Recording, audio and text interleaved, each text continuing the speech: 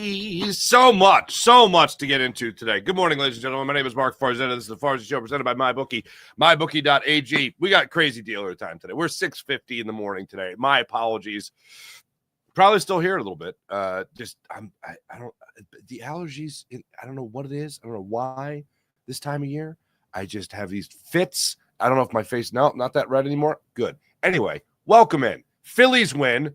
Flyers lose their last game of the season at home. They go on the road now, but for one game, but they shut out. Not exactly the way you wanted things to end. And Howie Roseman addressed the media yesterday with Nick Sirianni. I always feel bad for Nick. Nick actually got a couple of questions yesterday during the near half-hour press conference, but like, hey, what are you looking for in a player, in the draft? Yeah. But Howie Roseman talked about strategy. He talked about the quote that was out there that I know it picked up headlines. Howie Roseman had a quote that picked up headlines when it came to, I'm not going to draft a player that has domestic violence in the background, all that. And Howie even yesterday said, I love how I go on a podcast and you did one little thing on a podcast. That's what he said. One little thing on a podcast just goes viral or whatever. There's a lot of context that goes into it, I'm sure. He seemed to not like that was attached to him.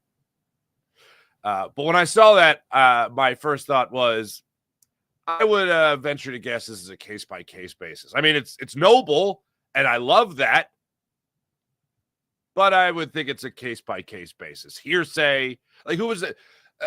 Comedian Andrew Schultz was on with Ryan Clark recently. At least I saw this recently. Maybe it was just my algorithm. But he was like, you've had guys on here that have been convicted of domestic violence, like not allegations, but convicted. And it's never come up on the podcast. And Michael said, well, we did talk about it, but we had to edit it out later for whatever reason. Bottom line is they had him on the podcast. So when that quote came out from Howie Roseman, I just thought, this is a case-by-case thing. It's not just anyone that has just been alleged. They're going to really look into it. And as Howie even pointed out yesterday, he shouted out Big Dom and really getting to the bottom in a lot of things, not just things that have been maybe criminal, but things that are just, well, how does this player tick? And does he have anything in his background that we should really know about? And how he shouted out the quote-unquote best in the business, Big Dom, in figuring all that out. So he got in a lot of stuff yesterday. Strategy, also a flex, picking after Super Bowls. What's that like? And how he preached patience when it came to picking at 32. It is difficult to get anything out of a general manager, if they're smart. It's difficult to get anything out of a general manager in a press conference like this a little bit more than a week removed from the draft. Okay? Because they're not going to get into strategy specifically. They're not going to get into the weeds. Well, we really want a defensive end here because, they're not going to do that. But I felt like yesterday you got a good amount out of Howie Roseman and a little bit out of Nick Sirianni. Obviously, in his role, he has a little bit less to offer than the guy that's making the decisions on roster and all that stuff. I do believe it is collaborative, more so than people are willing to give it credit for. Like, do I think Howie Roseman is the guy making the call? Absolutely. But I do think everyone is kind of working to support him in making that right pick. But ultimately, it comes down to what he's looking for. Liked what he had to say. I still liked what he had to say about anyone that could have some off-the-field issues. I do like what he had to say about picking at 32. I did like what he had to say about stats versus scheme. For instance, a lot of people can look at numbers in college and go, oh, this guy had 40 touchdown passes, whatever. How that won't translate to the NFL, or how a guy had 15 sacks in college, whatever, and how it doesn't translate to the NFL. How they delve into what a player is being asked to do. Howie talked yesterday about how important that is, to not just look at stats, but also look at schemes, look at a player's quote-unquote job description, how he got into that yesterday, and just really his view of the upcoming NFL draft. And I thought it was very interesting also that for a guy that is picking at 32, he admitted yesterday he never has 32 first round grades in his draft board. So with the amount of picks they have this year, with the amount of picks they have next year, I look at this draft and I say, I really don't have a feel for the direction that the Eagles are going to go. I will say, as far as target, if they have it their way, if things play out the way they're assuming they'll play out right now, not that that's 100% the direction they're going, but I do think that their desire is to get a defensive lineman. I think I've narrowed it down to those two things. I've narrowed it down to a defensive tackle or a defensive end. For me, the wish I am fishing is for a defensive tackle to come in here and be the replacement to Milton Williams, because I don't see that guy on the roster right now. And I know that goes against general draft philosophy. And hey, look, if you have somebody else that's better on the board at a safety position, and the Justin Simmons thing isn't going to happen, then you go crazy. But that's the direction I see the Eagles going for defensive linemen. But when it comes to trading up or trading back, I would say that Howie Roseman right now is more likely to trade up than he is to trade back. With all the picks they have, that's the direction I see them going in the near future. One thing he said that kind of made me raise my eyebrows a little, go, oh, maybe it'll go the other way. Look, I'm like 51%. If I had to pick, the amount of times he referenced being aggressive is in his DNA, and being patient is not exactly a virtue he possesses. If I had to say he's going to trade up, but it's like 49% that he'll trade back. So it's kind of split. But when it comes to the amount of picks they also have, they only have the 2 first rounders right now, this year and next year. I wouldn't be shocked if they're going to be a good football team again next year. If they have a late pick again, he might want to trade back and get more second round picks out of this. I thought it was also interesting. I think it was was it Martin Frank? I forget who it was that asked the question about, you've acquired a lot of first round picks. You've acquired a lot of second round picks, meaning, a guy like Azeez Ojulari, for instance. You get a lot of guys like that. Hasn't worked out somewhere. Maybe it'll work out here. And Howie believed in a simple, because I know other people will take this maybe the wrong way, but in just a football sense, they very much believe in second chances. They very much believe in second chances when it comes to guys that maybe didn't work out so well in another area for another team, in another scheme, or maybe their health just wasn't there, and the other team said, all right, we can't keep doing this, and they move on. Well, I think the Eagles are a team that's willing to invest in that former first or second round pick and say, oh, it didn't work out there, but maybe it'll work out here. So we'll get to Howie Roseman's comments from yesterday. I'm using the word love. I loved the Phillies game yesterday. Loved it. Jesus Luzardo. Let me start on the negative, if you will. Jesus Luzardo, not great. Not terrible, but not great. 5 1/3, charged for 3 runs. 2 runs while he was in the game, 3 runs, 1 more scored when Orion Kerkering came in. That was charged to Jesus Luzardo. Not great, but certainly not terrible. Bullpen, pretty damn good. Jose Alvarado got robbed of a called strike 3 on Lee, and that ended up leading to a 3-hit, 1-run inning on Jose Alvarado. But that was the only blemish on the bullpen. When you talk about using guys like Kerkering, that was a little wild pitch there, not great. Jordan Romano, Jose Alvarado, Matt Strahm. They did the job yesterday. I'd like to see Alvarado not get 30 pitches, but good God, man, that was a horrible, horrible blown call. Second blown call in this series that went against the Phillies. But overall yesterday, seeing Jesus Luzardo struggle, the bullpen come in and take care of business. Then seeing Brandon Marsh come up with an RBI sac fly. Hey, anything, good for you. Confused that Rob Thompson was like, I'm going to give him a couple days off. And then all of a sudden, wouldn't even pinch hit him. And now he's in the starting lineup. Okay, all right, whatever. Alec Bohm, RBI single. JT Realmuto, first home run of the season. Nick Castellanos still hitting. And Bryce Harper's 2-run home run that was the difference in the ballgame. I loved yesterday's game. And I loved Alec Bohm after the game. Now, I was tracking this with you guys throughout the slump. Alec Bohm has a little single there in St. Louis. Does he break out of the slump then? No, goes 0 for the next day. Still, hacking in first pitches. Then in this Giants series, first game of the series, I referenced yesterday, not just the double, but the fact that he was more patient at the plate. was a good thing. Got the double to the left center field gap. That was good. Put runners on second and third in game one. And then yesterday, steps up to the plate in the second inning with runners in scoring position. And he jumps on a first pitch fastball. Now, as I have told you guys throughout this entire slump, really even going back to last year, year before, swinging at the first pitch is not always a bad thing. For Alec Bohm, it's been a bad thing because he has not been on at all. And I don't mean like, oh, he's got to be red hot to swing at the first pitch. No, he's just been way off. He gets a first pitch fastball, middle of the plate, up in the zone, and he doesn't foul it away. He doesn't swing and miss. He barrels it to left center field for an RBI single. Barrels it. The timing was on for that one. So obviously, you love to see that. And then after the game, for a guy that is slamming bats, slamming helmets, throwing his hands in the air, dropping bats right when he swings through the zone on a strike three, on a fastball that he misses, for a guy that supposedly has the worst body language in the MLB, he puts the headset on and he's laughing at himself. There's 162 of these things. You're going to have a 1 for 24. All right. You're going to have, unfortunately, an 0 for 19.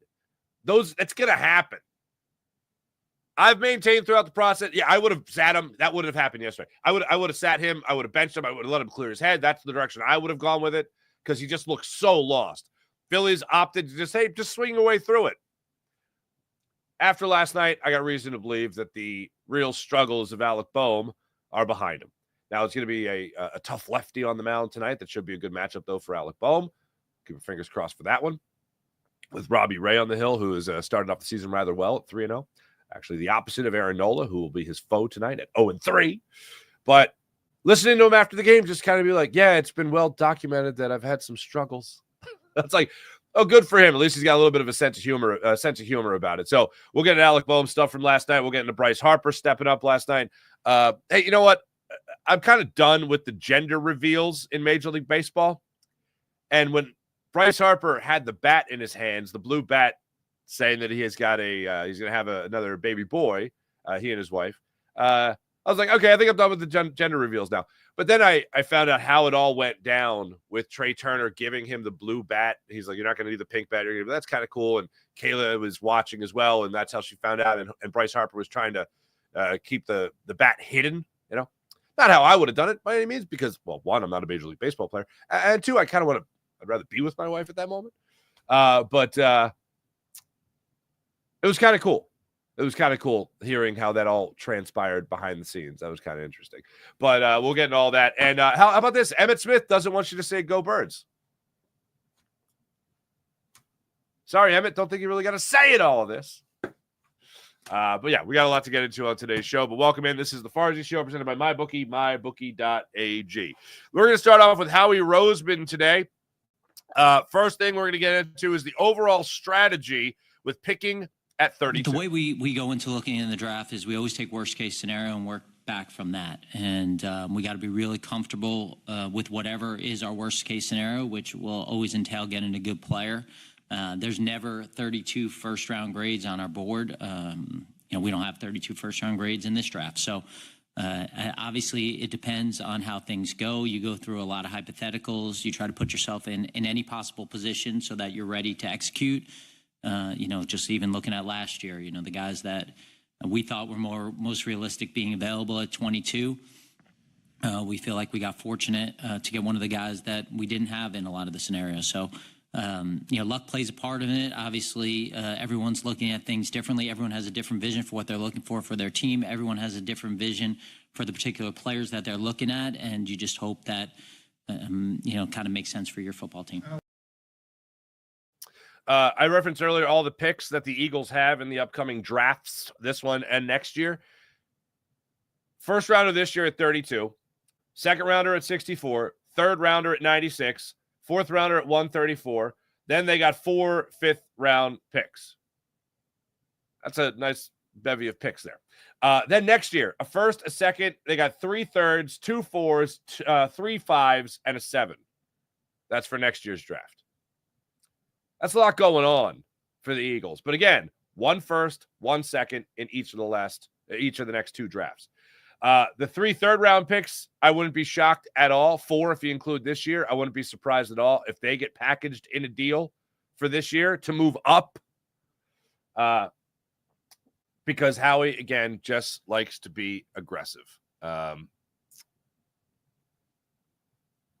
Here he is yesterday talking about patience after, and this was a flex, after winning the Super Bowl with Nick Foles and Doug Peterson, picking late and not having a lot of picks, and then losing the Super Bowl to the Chiefs and then picking late, but also getting Jalen Carter, not bad.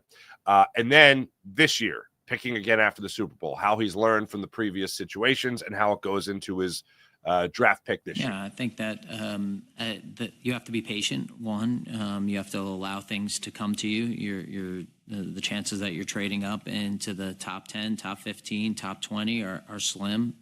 That's hard to do. So you have to really kind of understand the strengths of the draft. You have to spend a lot of time being realistic about who do you think you have an opportunity to get, so you can spend a lot of time with them. I think that, when we look back at those 2 drafts when we were picking 32, and I think we were 30 that year because a pick was forfeited, there were 2 different examples, because in that 18 draft, we didn't have a lot of picks. We had given them up, so we had an opportunity at the end of the first round to move back. But I think we got very fortunate that the guys that we had a lot of passion for, especially on the 3rd day, were available, and we were able to target them and go get them. And we were fortunate that we had a couple of first-round picks when we came back in 2023, and we had good players at those positions too. So, it's not my best quality, patience, but I think in this situation, understanding the reality of where we are in the draft, what's going to be available to us potentially, and making sure we know those guys backwards and forwards. Patience, did you hear it? Not really his thing. Not really what he does. It's going to be difficult for him. Last year was such a fascinating year in the draft, because what a lot of people anticipated didn't happen. Quenya Mitchell was not supposed to be here. The Eagles trading up to get Cooper DeJean wasn't supposed to happen. The Eagles, with a slew of bad picks at the cornerback position since the days of Sheldon Brown and Lito Shepherd, they nailed it. Howie Roseman absolutely nailed it. And you hear him acknowledge that luck has a lot to do with it, or plays a factor in it at least. Oh, they got lucky last year. But guess what? When luck presents you with an opportunity, feel free to be a little bit lucky. And also make your own luck in being prepared for that situation. And the Eagles certainly were last year, and getting at least 2 guys, well, definitely 2 guys in your first 2 picks that will have an impact on this defense for years to come. That's incredible. But when he talks about picking after a Super Bowl, how late you got to pick in the draft, yeah, if you're going to go out there and just assume that the draft board is going to fall one way, I mean, they have their own mock drafts. Don't get me wrong; they always say they prepare for every single scenario. And Howie Roseman's the guy that you believe when he says that. They got to be looking at this as just where's the first pick go? Where's the second pick go? Just the top 3 guys affect everything. It's all a domino effect. And if the Eagles are thinking they could get a guy that still has one of their first-round grades in the first round, then I would not be shocked at all if they move up. Though the other thing I mentioned from when I talked about Howie Roseman not having the patience for it, that's obviously a big reason why they might move up. They also have a lot of assets in the draft to potentially move up. They also have maybe Dallas Goedert they could use to move up in a trade. So there's a lot going on there.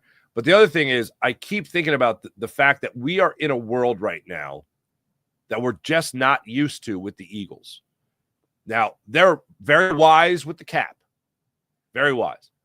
However, we're used to seeing this bag of money called the cap, okay? And we're used to seeing that money being allocated to certain positions. Offensive line, certainly. Defensive line about to be with what Jalen Carter could be getting here or will be getting. We're not used to seeing corners we're used to seeing get paid. Darius Slay certainly got paid. But Quinyon Mitchell's due, or is going to be due in time, but due. Cooper DeJean's going to be due in time, but due. And all this while right now you're paying a running back more than you've ever paid a running back. And you're paying a linebacker more than you've ever paid a linebacker. So we're used to kind of knowing, and the offensive line is paid. Oh, boy, are they paid and going to continue to get paid. And you got to make a decision on Jordan Davis. The Eagles right now are in a world that we're just not used to seeing them in, where there's money being allocated to two positions that we're not used to seeing it allocated to, and that's linebacker and running back. So when Howie has talked about money, it's the first time I've ever heard Howie Roseman act like the wallet is thin. It's not the fat wallet that we're used to. A lot of that money's already out. And yes, can Howie be creative? Can things be reworked? Absolutely. But I've never heard him talk about the cap the way he's talked about the cap. I've never heard him talk about money as if it was things are a little tight right now. Hey, Dad, can we go out to eat tonight? Things are a little tight. Things are a little tight right now. Yeah. So that's something we got to get used to. Seeing the fact that there's a lot of money tied up right now in your running back and your linebacker are things that we're just not used to. And I know I've gone back to this example a number of times, but it's the best one I can think of. It wasn't that long ago, 2 seasons ago, the Eagles wouldn't pay Miles Sanders, turned out to be rightfully so, but they wouldn't pay Miles Sanders. And instead of paying Miles Sanders, they got 3 or 4 running backs for the price of a Miles Sanders for his first year in Carolina. Now you can call that bargain shopping. You call it smart money. But it was also more or less a standard for the Philadelphia Eagles to not just pay one guy. Now, not only have the Eagles paid Saquon Barkley, but they also brought in another running back in A.J. Dillon, who I think people forget about, that I also think can will run the rock rather well this year. But when Howie talks about the money, that's one thing that always that makes me go, not used to this. So how does that affect the draft? Well, you want to get as many guys that are still very good and young and cheap. And the more draft picks you have, the more likely you are to hit on that guy. So if you're talking about trading back in the draft, then that would obviously give them more ammunition, more chances, more darts, if you will, to be able to hit on somebody. A buckshot rather than a slug, if you will. So that's what they're looking at in the draft. But I find it very interesting that he reiterated so many times about patience not his thing and just picking so late. Picking so late, unfortunately. This is just one thing that I know a lot of people don't acknowledge when it comes to Howie Roseman or really when it comes to the NFL draft. A lot of people look at stats, this person at that person at this. But really, you got to go so much further into the weeds. And if you're Howie Roseman, you go real deep into the weeds. First thing you have to figure out is what they're being asked to do. I think there are certain college schemes, defensive college schemes that try to maximize their players in other ways. We've had schemes here that are asking our defense players to have different responsibilities. And so we got to first understand what their job description is. We also have to see them in those specific situations. We'll make tapes that are 3rd and 5 plus. What do these guys look like when they're in must-pass situations? The tools in their body. I think that we get a lot of information through this process and watching them do drills, figuring out who has vision for the quarterback. So certainly production's a part of what we're looking for on guys, but there are also extenuating circumstances. All right. We all want high character guys that are coming in here to Philadelphia. We don't want this guy's coming in with a lot of baggage. This guy might be a bad dude. And, I don't think anyone goes, yeah, I want that guy on my team. No, you want to know that you have a well-rounded, mentally stable prospect coming in here with good moral conduct code and, valor. And you want him coming in here and being a good person. You want him to be an easy person to root for. So Howie, when he was on with, I think it was Todd McShay's podcast a week ago, he said that the gist of it was he doesn't want players that have a background in domestic violence. That's great. That's a beautiful thing. He got asked about it yesterday. Excuse me. And it's a weird thing to walk back from. And when he pointed out, I think it was the second question of the press conference, when he was asked about it, he just said, "Yeah, I like how you do a podcast and one little segment gets all the notoriety, gets all the focus and all that." And although he said it's basically, yeah, sure, not our goal, and Jalen Carter's name was mentioned, not with domestic violence, but off the field issues, that you don't want those guys in here that have other focuses other than being good at football. And generally speaking, if you're dealing with guys that don't have that kind of moral code, they could be easily distracted or become an easy distraction for the team because they're a bad dude. And if they're a bad dude, that's somebody you can't rely on. So Howie more or less highlighted another part of the quote, which was a case-by-case basis. When you talk about allegations, you talk about being convicted, you talk to witnesses, and you know who else to talk to? You talk to Big Dom, who figures, who figures this stuff out.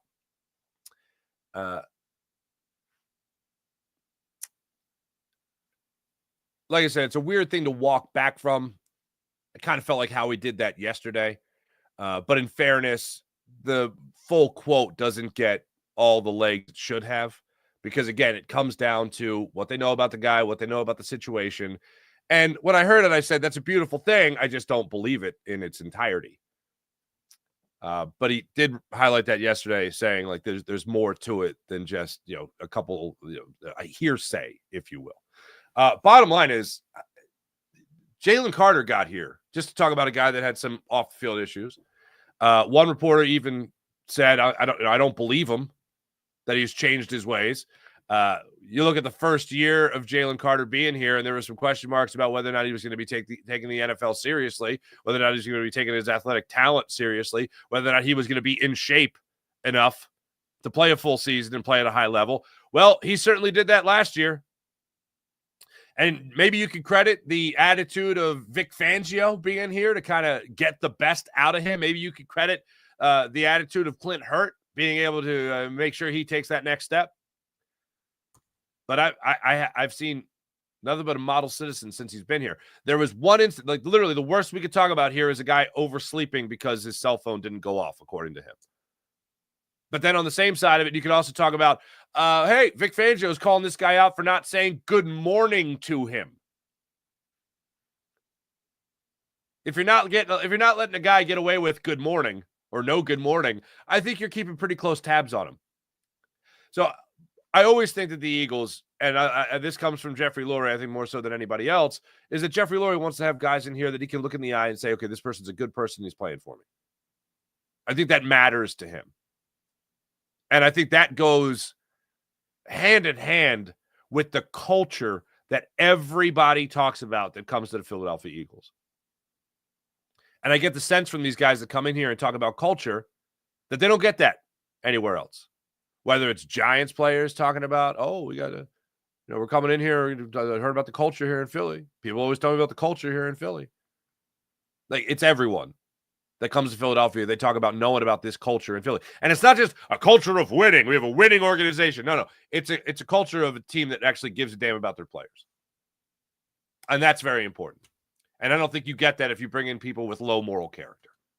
And ultimately, I think that is what Howie Roseman is saying. So all that I just find to be very interesting. And here's how we breaking all that down. Well, again, it starts with we do have objective criteria that we look at to take players off our board. So it's very easy for us to kind of get into individual arguments or make excuses for guys based on subjective factors.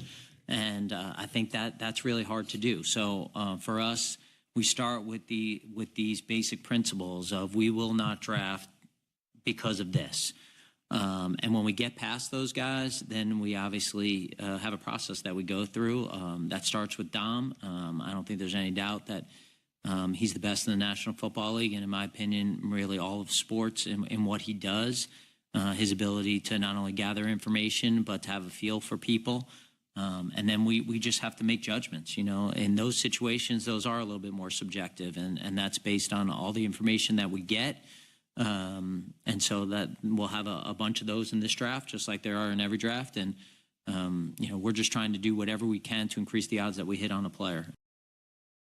I know someone from the Philadelphia Eagles who would always say, whenever they would hear Dom is a security guard, they'd always say, he's not just a security guard. Like, this is well before anything went down with him and it was a Greenlaw of the 49ers. This is well before he, Big Dom became bigger than life Dom, right? Before he became a national celebrity, before Pete Davidson was wearing T-shirts and sweatshirts with Big Dom on it. Well before that, just, hey, this guy is not just a security guard. This guy does a lot more than that. And now he's got 3 titles. But he's always been the guy behind the scenes. And he's the guy sizing up these people that you're bringing in here to wear your jersey, to represent your team, represent your franchise, represent your city. Can't speak enough about how important this guy is. Because a lot of that culture comes down to him. Listen, literally, Darius Slay's like, oh, yeah, I came back because Big Dom told me to. Like, okay. This was last year, of course. That's pretty important. That's a lot of sway.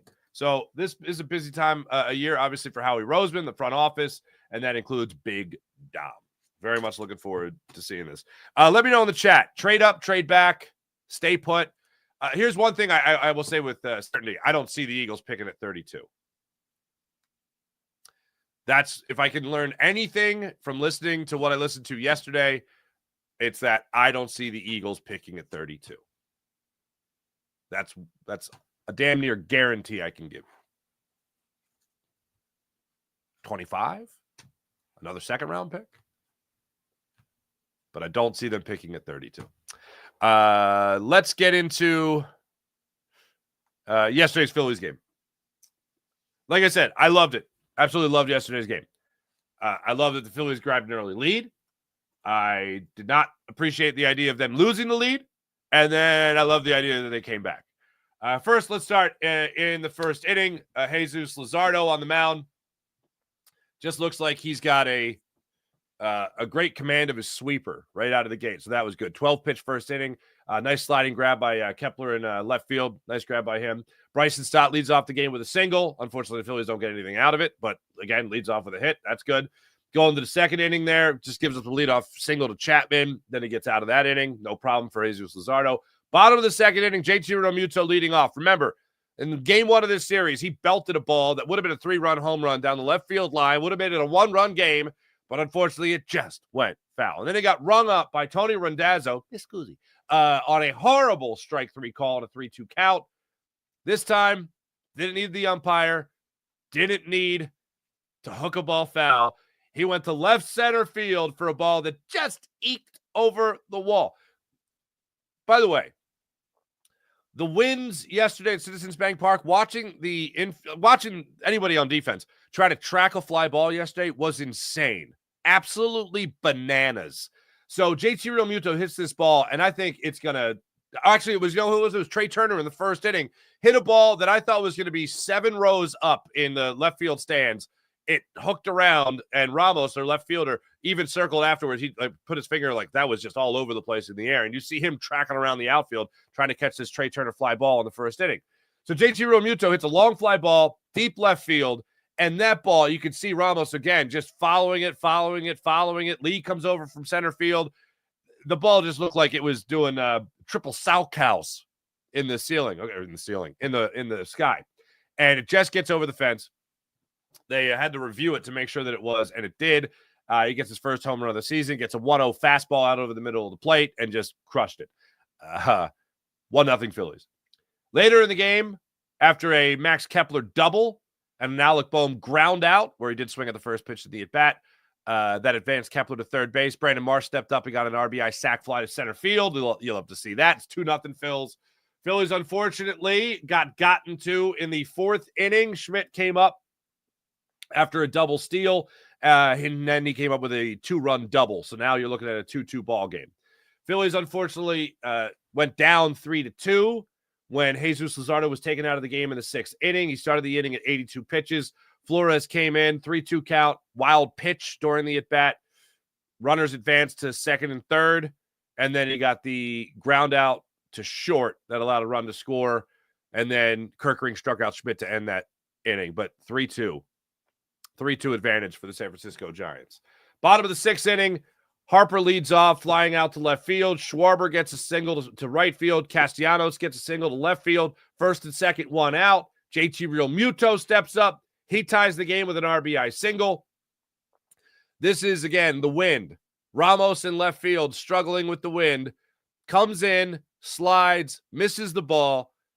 Kyle Schwarber, credit to him, tracked it perfectly and read it perfectly. Came around to score on that. Tie ball game 3-3. Kepler lines out to short, a little humpback liner. Castellanos gets back to the second base bag so he doesn't get doubled off. Good hustle there by Nick Castellanos on that. Also a heads-up play. I know we could say it was obvious, but is there anything really obvious when the Phillies run the base paths? 3-3 game. Alec Bohm steps to the plate. Runner in scoring position. My, oh my. Coming into this at-bat, I believe he was hitting .085 with his last 18 at-bats with runners in scoring position. It wasn't good. That's all I need to tell you. He steps up, jumps on that first pitch fastball, puts it in the left field, gets the RBI single. Phillies take the 4-3 lead. You love to see it for Alec Bohm. Then, Bryce Harper. I think it was Ruben Amaro Jr. on the broadcast that made the point.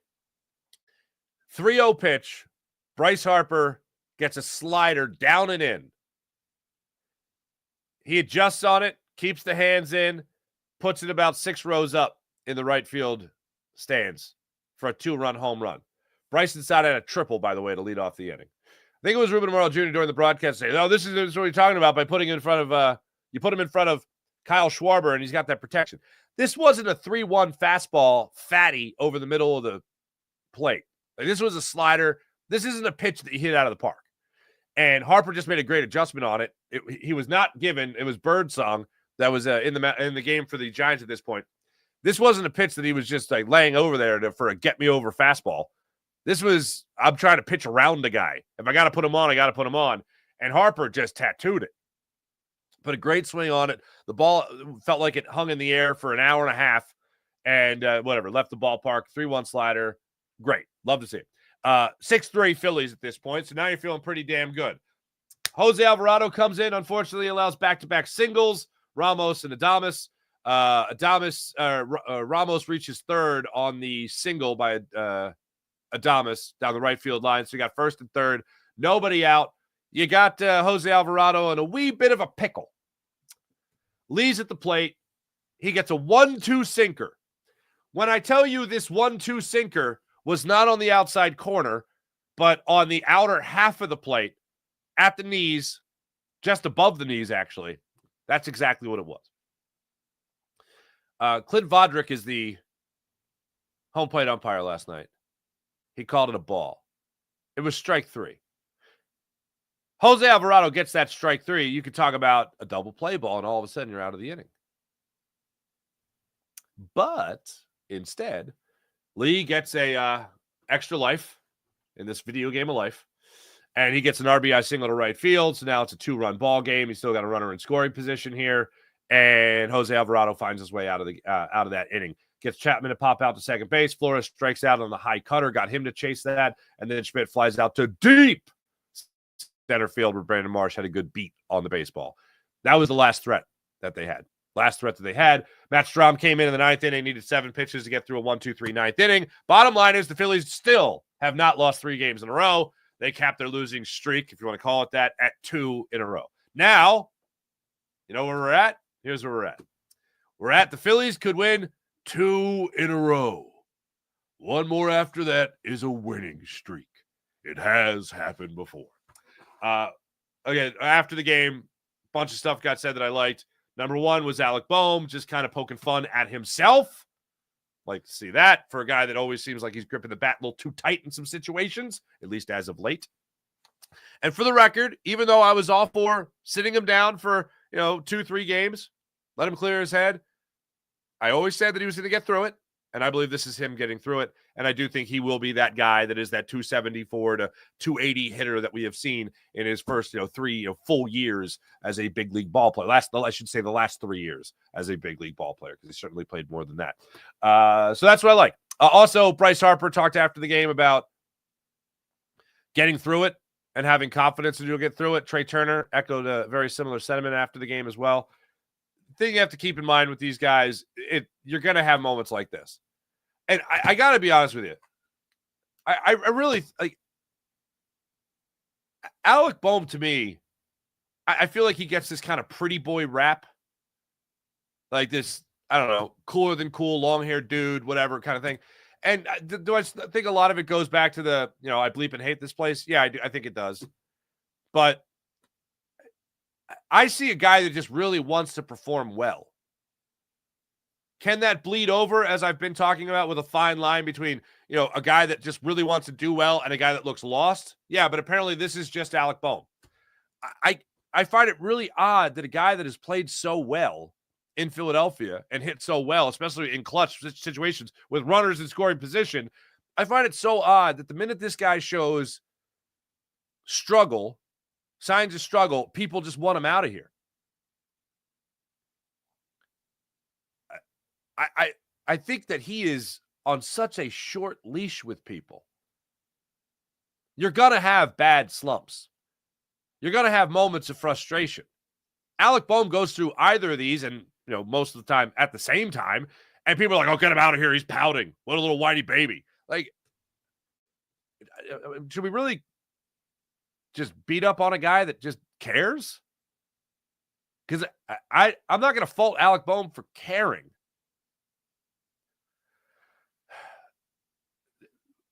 Bobby Abreu was a damn near Hall of Fame hitter for this team. And he got booed in his return because he was afraid of the wall, apparently. Well, he was. I mean, I watched his whole career. He was afraid of the wall. And allegedly wouldn't bat leadoff, right? Scott Rowland actually made the Hall of Fame. And this is a guy that was booed big time in Philadelphia. I was always a Scott Rowland guy, but I don't bring them up for really what they do on the field, as opposed to guys that you never really saw emotion from. Other sports, I look at a guy like Donovan McNabb, who won more than anybody with Philadelphia Eagles. And because he always was seen as this kind of laissez-faire attitude, people didn't identify with him. We want to know that you're pissed off, that you're a professional baseball player, you're a professional athlete, and you're not performing well. I feel like that's what really makes us love our athlete. Yeah, hey, look, winning, sure. But we want to know that you're pissed off as we're pissed off. Like, we don't want to see you busting down the first baseline and then, or, lollygagging down the first baseline and then, smiling like, "Oh, man, should have had that one." Oh, damn. Like, people talk about Rodney Peete. They talk about him smiling after an interception, and it still drives people crazy. Like, we want to know that you're pissed off. Alec Bohm does it, and it's like, "Oh, this guy's pouting. What a baby." And I'm like, is it just because he's a pretty boy? Or people see him as a pretty boy? Because I see a guy who gives a damn.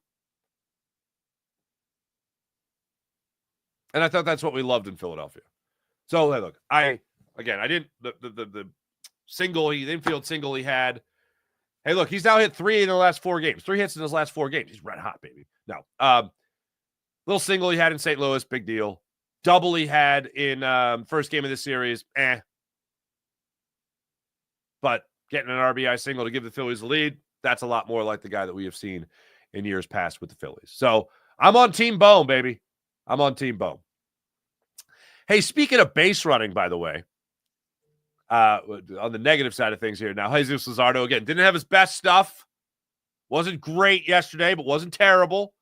But the one moment that made me throw my hands up in the air and say, what the hell, was Bryce Harper trying to take second base in the 3rd inning. If you still, after one little win, are still in the same place that you were at before this game, I get it. I mean, it is baseball, for crying out loud. There's 162 of these things.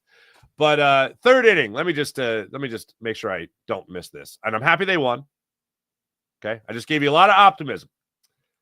Justified optimism, I might add. The third inning had me banging my head against a wall. Here's the summary of the third inning for the Phillies last night. Phillies, Justin Verlander walked 2 guys. All right, let's remember this. He walked 2 guys and still faced the minimum. That's hard to do. And yet the Phillies are like, we got you. So he walks Trey Turner to lead off the inning.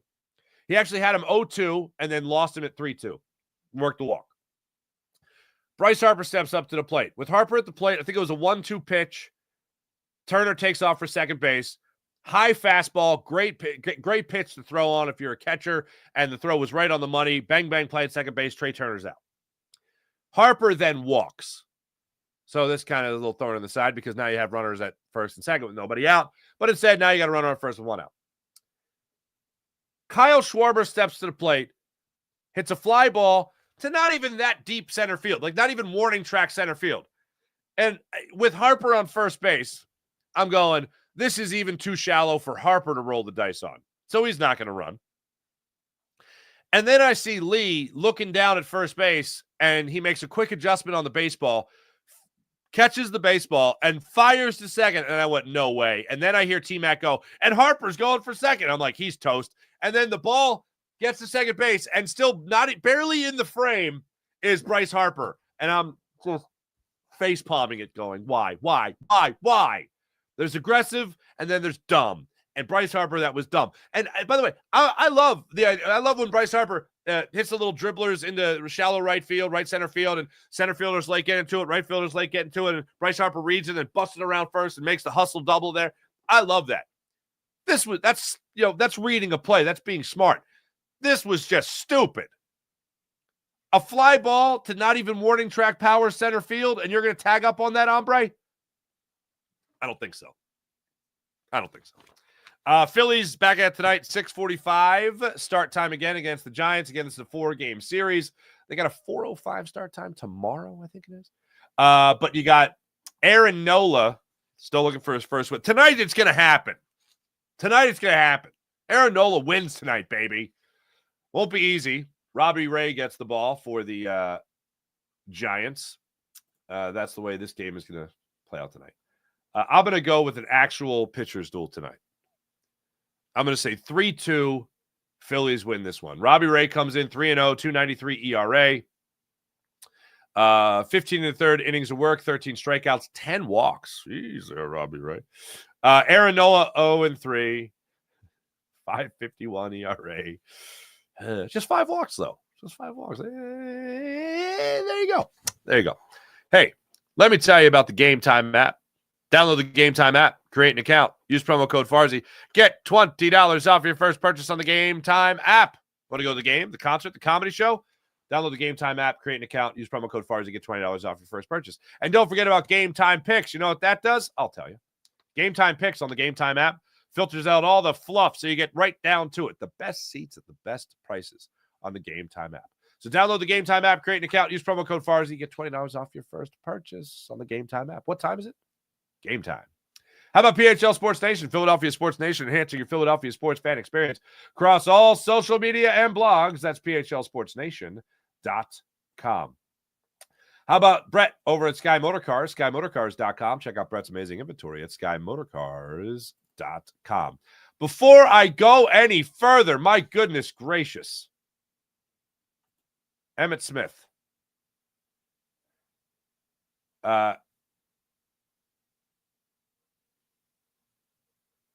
Wait, this wasn't.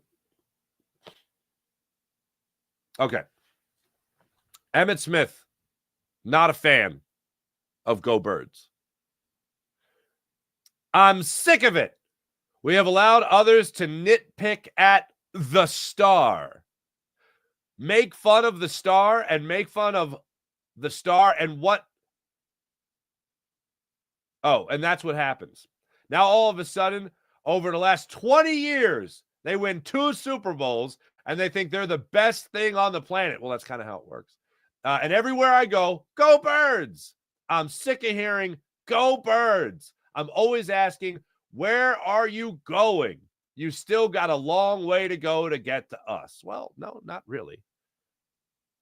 Like one. I'm talking about like recent history here. I'm not talking about, Roger Staubach, for instance. Okay, Scooter. But go figure. Emmitt Smith hates hearing go Birds. What a dumb thing to say for a number of reasons. Number one, Cowboys are like a joke. The Cowboys admitted that they could learn from the Eagles. Like, you're done, man. There's no counter argument to this. The Cowboys are like, well, we'd like to be more like the Eagles. So that's just inaccurate. The second is, if any Eagles fan sees you from now on, they are going to make sure you get a go Birds. You're going to get, Emmitt Smith is going to get more go Birds than, 6:30 a.m. at Wawa picking up your coffee. Hey, go Birds, go Birds. You're going to hear more of that than at Wawa. Okay, friend? Anyway, now let's get into the chat check and see how wonderful people are doing on this. Fine. It's Wednesday already. Wednesday. Sean Gillespie, good morning. Danny, hello. Wine Irish Wine, what's popping? Go Sixers. Bomer might be coming out of it. He might be coming out of it. I'm Team Bomer. Broken Bell Network, hello. I'm sorry. I'll know Bohm is out of it when he finally fixes his face. There's just something about your face. I don't know what it is. Just I'm going to punch it. I'm going to punch it right now. Is there anything I can do about that? No, I'm just kind of want to punch it. April. Good morning, April. He might not be saying it, but his face is saying, I effing hate this place. Maybe. Sean Kilrain, hello. Good morning. Can you say draft Malachi Stark? I can. And trade for Trey Hendrickson? Woo, baby. That would be an awesome move. Heavily in favor. Sean Kilrain, heavily in favor. Broken Bell, Howie is iffy on picks at times, but he knows how to draft around or trade around on draft week. So I trust him at this point. I was just having this conversation. I think I teased this with you guys yesterday. We're going to tape tomorrow again. Jason Martinez, Harry Mays, myself, Eagles Squad podcast on the Locked On Podcast Network. We're going to be doing 2 shows a week leading up to the season. And one of the things Jason and I were kicking around yesterday, because we just talked on the phone yesterday and caught up. And by the way, Jason's been very public about his cancer battle with colon cancer. Got to go to his first Flyers game last night since December. Love that for him. Unfortunately, the team was terrible, but he got to go. Love that for him. But that's the lead. But also, Jason and I were just talking about Howie Roseman, and I told him what I've told you guys many times, which is like, this job was a lot more fun when he sucked. When Howie Roseman sucked at his job, this was a lot more fun. Now he's good at it, so I got to trust him. And then it came up in my algorithm yesterday of Mike Zimmer laughing at the Eagles passing on Justin Jefferson, which I do admit. Look, 2 Super Bowl appearances later, it still stings a little. I don't know why, just because it's such a mistake, but whatever. It's worked out. Like Chip Kelly still stings, just the mention of his name, but it's worked out. But yeah, I trust Howie. That's where I'm at right now in all this. And it's not just that I trust Howie, I trust Big Dom, and I trust this team.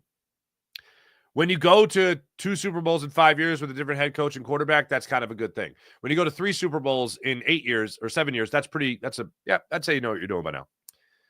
Go Sixers. Romano is pitching better. I agree. I think it's support from Deborah. Anyway, Farzi, get back to the bar. How you been? Farzi, you got to be honest. The Fightins are not going anywhere. As Philly fans, we just need to praise the Eagles. See, I can't live in that world. You know me. I can't live in the world where I think the Phillies aren't going anywhere.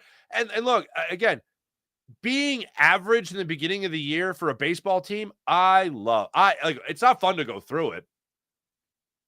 But if I can watch the first half of the season and go, there's better baseball in this team. Like, give me a 5-game winning streak. Give me a 7-game winning streak, early in the season. Show me how good you can be. Come back down to earth a little bit and then peak in September. That's what I want.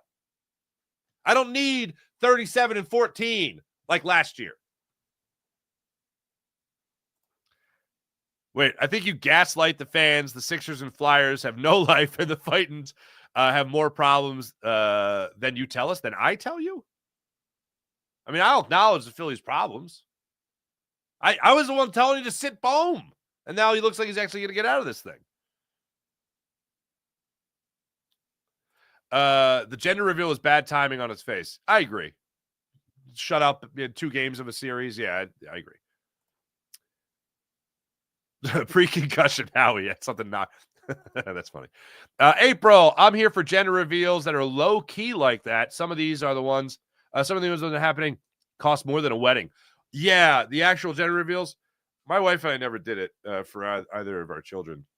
Yeah,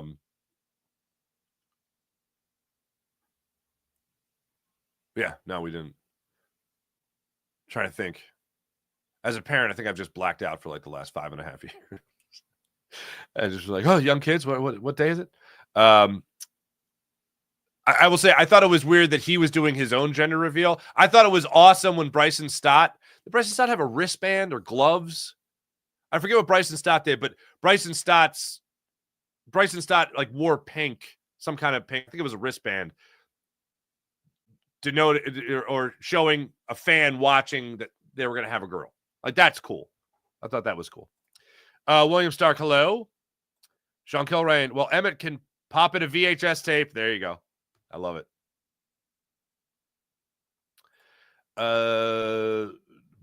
Broken Bell Network. Hey, Mark. Hot take. Bryce sucks at base running and always has, unless it's a bang baseball play. Yeah, he's not great. But here's what drives me crazy about it. He's got he generally speaking has a good feel for it. Like, I don't get too far into, you got to run your ass off every ball, every time. Like, I get that could be a little mind numbing. But it's not, it's the easiest thing to do. I don't get as pissed off as other people when they don't do it.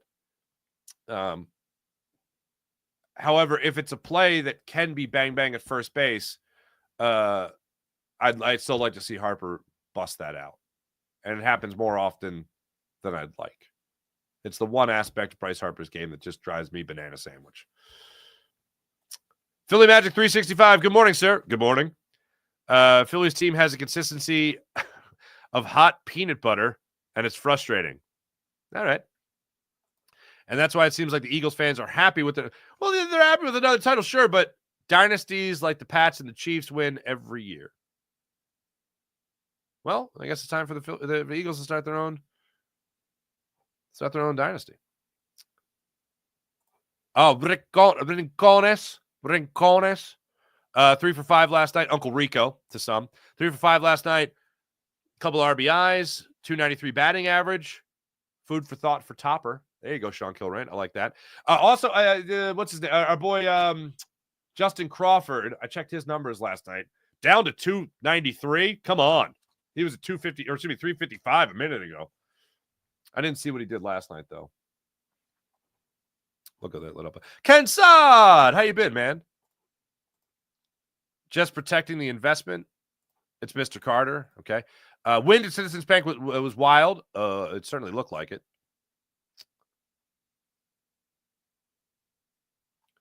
April, absolutely. That JT Realmuto home run, a lot more impressive in that wind. Absolutely.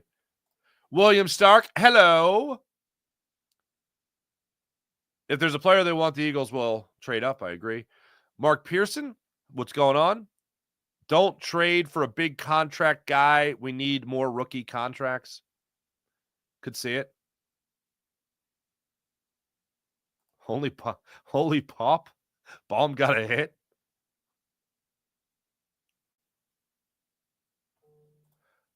Vulnerable Vitality, hello? Vitality. Do the Phillies have a Bohm problem? Okay. No, I don't think so.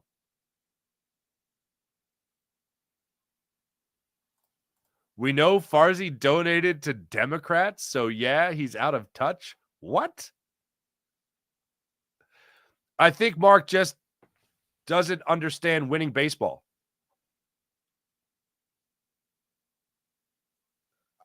I have no idea what I would have said to give you that impression. You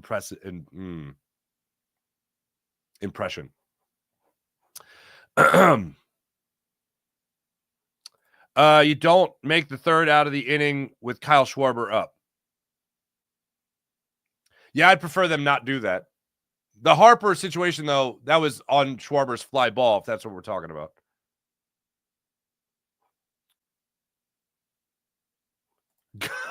Gorby. Farzi, missed your big bald. Is that supposed to be? Opinions recently. I'm back. Can't wait for Howie pisses this off on draft night and sells his pick night wasted. Okay, fair enough. Oh, you mean waiting for the third, 32nd overall pick? They go, oh, Sir Sketchable, how'd I miss you? As someone who's had similar emotional struggles with themselves, while trying hard in sports, it's not a good mindset and really holds you back in big moments. So I understand, but it's not what you like to see in big leaguers. Yeah, I agree. I agree with that. Michael Kors is a Greg? Is that what that's, or sorry, Matt Kors is a Greg? Is that what that's supposed to be? All right, either way. And for the record, I don't donate to any political party, just for the record. Anyway, thanks everyone in the chat. You guys are great as per usual. Let's get to the morning rush brought to by Sky Motorcars, SkyMotorcars.com. Phillies back at it tonight. 6:45, Nola versus Ray. I will see you guys on the Locked On Phillies postcast after the game tonight. Stay tuned. Birds 365 coming up at 8 o'clock today. Thanks for watching. Thanks for listening. My name is Mark Farzetta. Have a great rest of your day.